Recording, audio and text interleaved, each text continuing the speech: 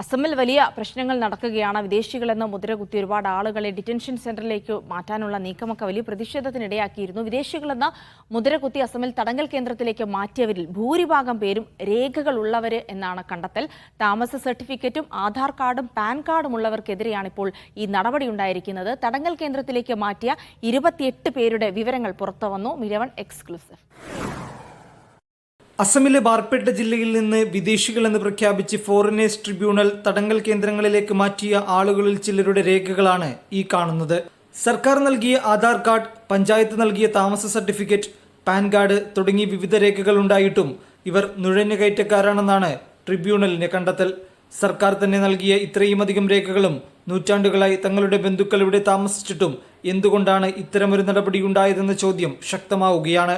രേഖകളുണ്ടെങ്കിലും ഒരാളെ വിദേശിയായി പ്രഖ്യാപിക്കാൻ നിരവധി മാർഗങ്ങളുണ്ടെന്നാണ് വിവരം. തടങ്കൽ കേന്ദ്രങ്ങളിലായവർ വർഷങ്ങളായി നിയമപോരാട്ടത്തിലായിരുന്നു. പാളയത്തിലേക്ക് മാറ്റിയവരെ എത്രയും വേഗം വിട്ടയക്കണമെന്ന ആവശ്യം ശക്തമാണ്. വിദേശികളെ മുദ്രകുത്തിയവരെല്ലാം ബംഗാളി മുസ്ലിങ്ങളാണ്.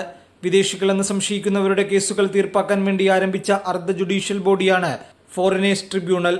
ഇത്തരത്തിൽ 100ഓളം ട്രിബ്യൂണലുകൾ അസമിൽ പ്രവർത്തിക്കുന്നുണ്ട്. തൗഫീഖ് അസ്ലം, മീഡിയ 1, ഡൽഹി.